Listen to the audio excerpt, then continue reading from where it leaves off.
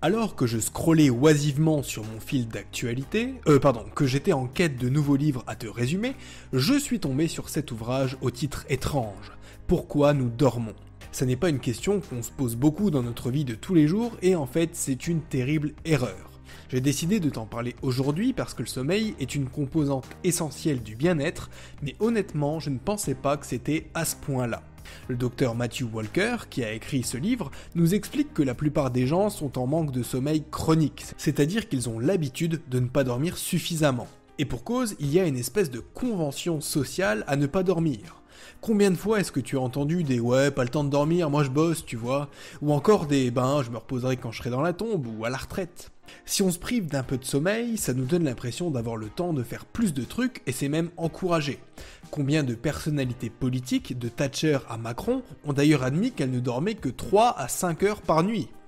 Et la vraie question c'est, mais pourquoi les gens font ça ? On est la seule espèce animale à se priver volontairement de sommeil.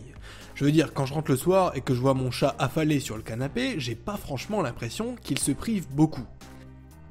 Le fait est qu'en parallèle de ça, on se demande de plus en plus si c'est vraiment sain, si on n'a pas sous-estimé le pouvoir du sommeil.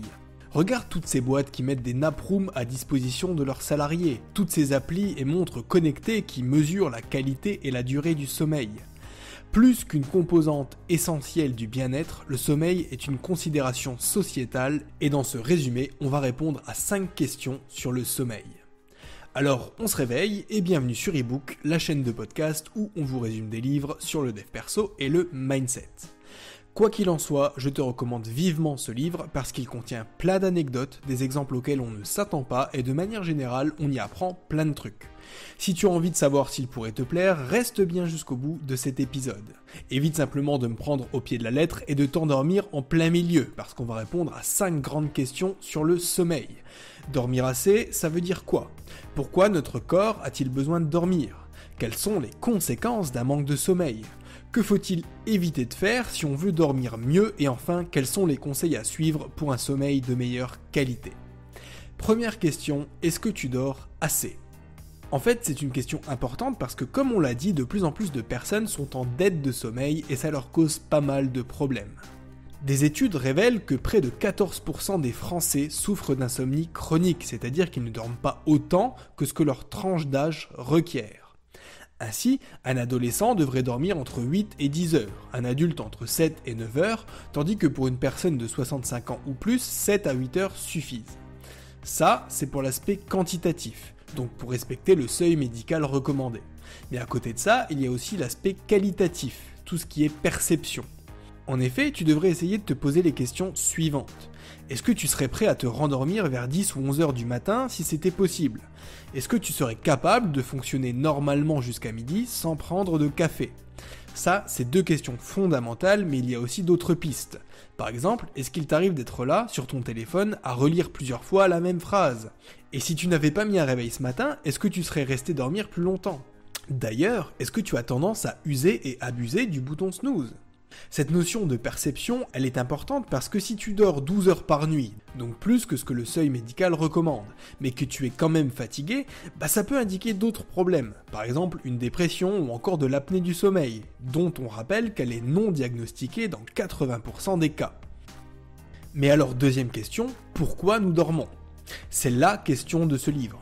Pourquoi est-ce qu'on a besoin de dormir ? En quoi est-ce que t'allonger dans un lit pendant 8 heures, donc un tiers de ta journée, va pouvoir t'aider ? En fait, on ne sait pas vraiment. On analyse le sommeil que depuis 50-60 ans, ce qui n'est rien à l'échelle de l'humanité, donc on n'a pas fini d'en apprendre. D'après ce qu'on sait, une bonne nuit de sommeil permet une régénération des cellules, ainsi qu'une récupération physique et intellectuelle. Après une séance de sport, c'est essentiellement la récupération et donc le sommeil qui va te permettre de gagner du muscle. Pareil au niveau cognitif, quand on dort moins, on retient moins de choses. En fait, c'est même ça qui te maintient en vie. Et quand je dis ça, je ne pense pas aux conséquences indirectes d'une privation de sommeil, comme les maladies cardiaques ou s'endormir au volant, mais bien d'une conséquence directe. Si tu ne dors pas au-delà d'une certaine durée, tu meurs.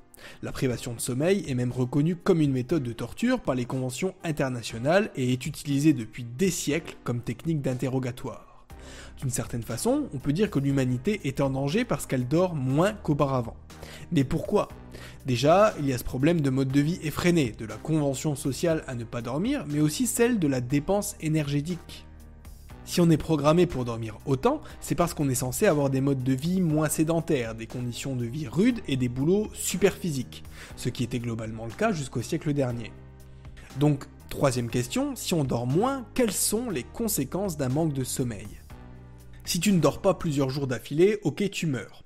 Mais l'insomniaque standard, lui, il a une vie normale, il fait ses 5 ou 6 heures de sommeil, il va au boulot, puis il rentre chez lui le soir.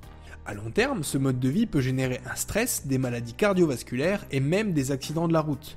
Et en effet, les accidents de voiture, ils surviennent en particulier le matin, quand le corps est au ralenti et qu'en plus les gens sont fatigués. Des études disent même que conduire fatigué, c'est comme conduire bourré. Des tests d'attention ont démontré que dormir 4 heures équivalait à 5 bières. Or, il est peu recommandable de rouler avec 5 bières dans le sang ou même d'aller travailler dans cet état-là. Selon moi, c'est même pire, parce que les effets de la bière diminuent au fil des heures, tandis que ceux de la fatigue ont plutôt tendance à augmenter. Sur les effets à long terme, on peut citer le lien entre le manque de sommeil et les maladies neurodégénératives comme la maladie d'Alzheimer, avec le cancer ainsi qu'avec une baisse de l'immunité en général, avec tout ce que ça implique en termes de coût social et de coût économique. À plus court terme, tu sais ce que ça donne. Irritabilité, teint pâle, cernes et pour ces messieurs, baisse de testostérone et donc d'attractivité.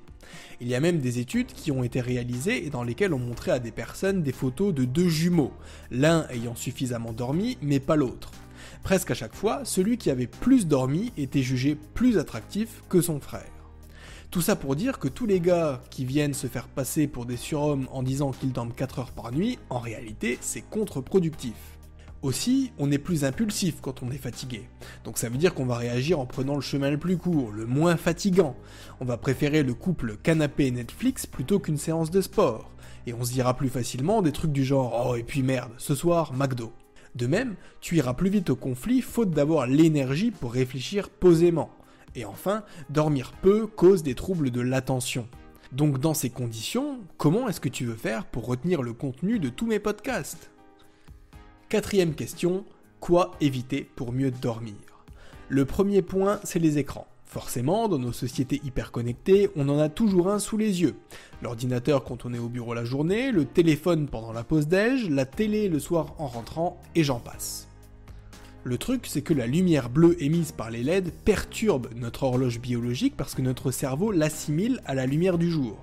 Donc quand tu traînes sur le téléphone le soir, puis que tu vas te coucher, ton corps n'a pas envie de dormir puisque pour lui, il ne fait pas encore nuit. Le second point, il concerne le café, parce qu'en effet, on en consomme beaucoup trop. Il est recommandé de ne pas en boire plus de 5 tasses par jour et il vaut mieux éviter d'en consommer après 16 heures. En fait, la caféine réduit la sensation de fatigue et rend l'endormissement plus difficile. Et pour ta gouverne, le café décaféiné contient quand même de la caféine. Moins que le café normal, certes, mais ça n'est pas une raison pour te ruer dessus. Catégorie boisson toujours, l'alcool aide à s'endormir plus vite, mais il réduit le temps passé en sommeil profond et va perturber ton sommeil paradoxal. Ça veut dire que tu auras un sommeil plus léger, moins réparateur et que tu risques de te réveiller plus souvent. En plus, tu as davantage de chances de te lever pour faire pipi et aussi de ronfler. Donc rien d'étonnant à ce qu'un lendemain de soirée arrosé, tu ne te sentes pas reposé même si tu as dormi jusqu'à midi. Enfin, il est contre-productif de vouloir se lever trop tôt en se disant que comme ça on sera plus fatigué et on dormira mieux le soir venu. La prochaine fois qu'un gourou te dira qu'il faut se lever à 5h30 du matin pour réussir dans la vie, tu pourras lui répondre qu'en fait c'est même mauvais pour la santé.